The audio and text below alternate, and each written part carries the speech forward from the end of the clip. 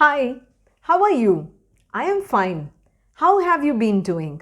I am doing great.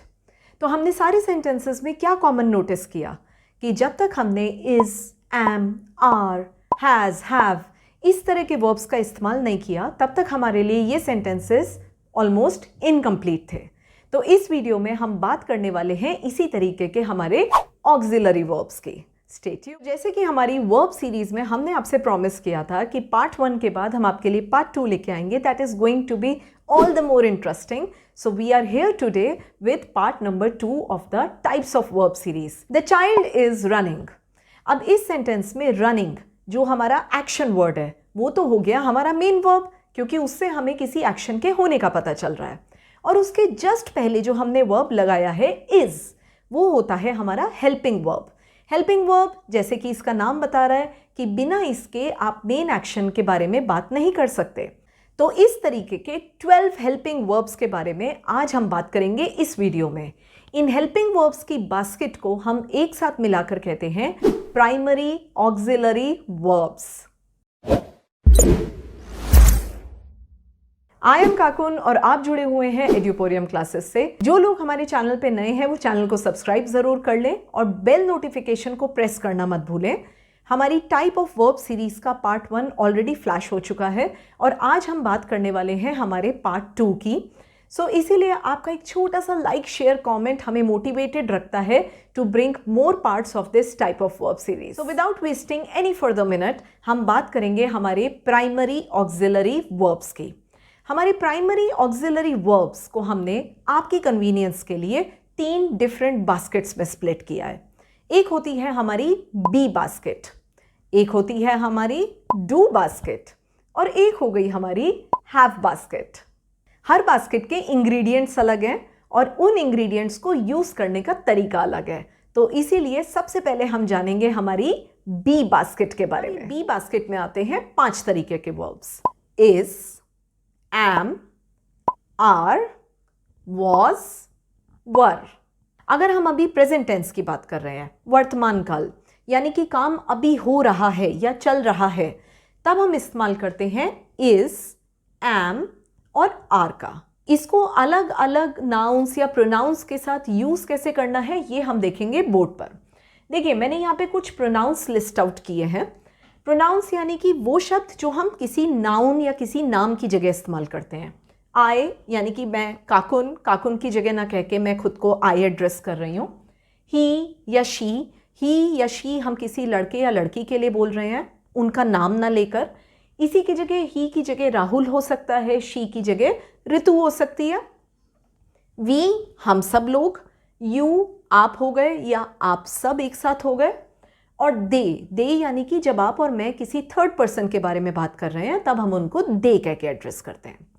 तो अब इस तरीके के प्रोनाउंस या नाउन्स के साथ हम कैसे यूज करते हैं इज, एम, आर को। आई के साथ हम हमेशा एम कहते हैं। I am teaching you, I am making this video. फिर ही शी हो जाते हैं। He is doing his work, she is running. We, you और दे ये हो गए एक से ज्यादा लोग यानी कि जिनको हम प्लूरल्स कहते हैं। तो इसके लिए हम इस का यूज नहीं करते, इसके लिए हम आर यूज करेंगे। We are doing our work, हम सब अपना काम कर रहे हैं। You are watching this video. They are jogging. अब बारी आती है बी बास्केट के 2 बचे हुए ऑक्सिलरी वर्ब्स की यानी कि was और were। तो जब हम पास्ट टेंस में चले जाते हैं जिसको हम भूतकाल कहते हैं यानी कि काम हो चुका था या कल की बात कर रहे हैं, तब हम इस्तेमाल करेंगे was या फिर were। इसको हम अलग अलग प्रोनाउंस या नाउन्स के साथ कैसे यूज करते हैं। I was watching TV, Rahul was running, Sita was singing. अब बारी आती है वी, यू और दे की।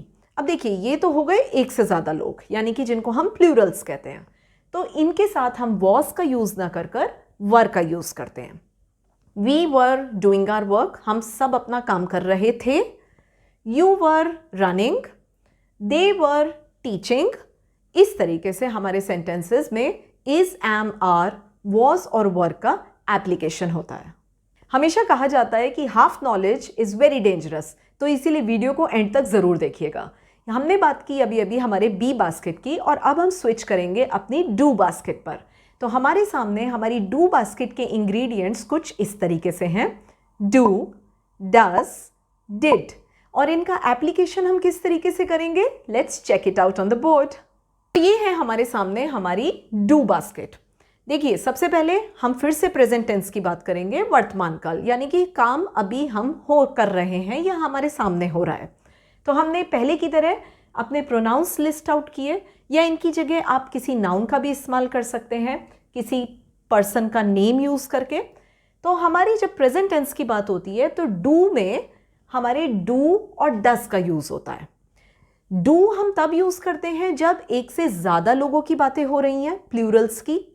डस का यूज़ हम तब करते हैं जब हम सिंगुलर पर्सन के बारे में बात करते हैं, एक के बारे में। ही डज हिज वर्क, वो अपना काम कर रहा है। Meera does her homework, Meera अपना होमवर्क कर रही है। ठीक है, अब इसके बाद मैंने आई को छोड़ दिया था ताकि आपको कोई कंफ्यूजन ना हो। आई एक ऐसा एक्सेप्शन है। देखिए, मैं हूं तो अकेली, मैं अपनी बात कर रही हूं, आई, मैं सिंगुलर पर्सन हूं, लेकिन आई के साथ हम हमेशा डू का इस्तेमाल करते हैं। This is a grammar rule जो हम सबको फॉलो करना पड़ता है, जैसे हमारे मैथ्स के रूल्स होते हैं। तो इसी तरह I do my work very neatly, मैं अपना काम बहुत साफ सफाई से करती हूँ। ठीक है, ये हो गया हमारा आई के साथ डू का यूज़। अब हमारी बारी आती है हमारे प्लूरल्स की, जो एक से ज़्यादा हैं, वी, यू और दे। इनके साथ भी हम यूज़ करेंगे डू का। वी डू एक्सरसाइज रेगुलरली, हम एक्सरसाइज रेगुलरली करते हैं। They do their homework regularly, वो अपना काम रेगुलरली करते हैं। You do watch my videos regularly, आप मेरी वीडियोज़ रेगुलरली देखते हैं। और अब चलते हैं हम पास्ट टेंस में, भूतकाल की तरफ, यानी कि कल का दिन, बीता हुआ वक्त। तो इसमें कोई कंफ्यूजन ही नहीं है, सीधा हमारा डू फॉर्म एक ही फॉर्म ले लेता है, जो होता है did. I, he, she, we, you, they. क्या नोटिस किया कि आपके सामने चाहे सिंगुलर्स की बात हो रही है या प्लूरल्स की बात हो रही है, आप हमेशा यूज करने वाले हैं did. I did cooking yesterday, मैंने कल खाना बनाया था। दे डिड कुकिंग येस्टरडे, उन लोगों ने भी खाना बनाया था। अब आई और दे सिंगुलर वर्सेस प्लूरल, लेकिन हमारा वर्ब एक ही फॉर्म लेता है, did. Here comes the last basket of primary auxiliary verbs, have basket. So हमारी हैव बास्केट के इंग्रेडिएंट्स आपके सामने हैं, हैज, हैव, हैड। अब इनको कौन से टेंस में और किस प्रोनाउन के साथ कैसे यूज करना है, ये हम दोबारा से चेक करेंगे अपने बोर्ड पर। हैव बास्केट के मैंने अभी आपको 3 इंग्रेडिएंट्स बताए, हैज, हैव और हैड। लेकिन जब हम प्रेजेंट टेंस में हैं तो हम इनमें से सिर्फ 2 का यूज करेंगे, हैज और हैव।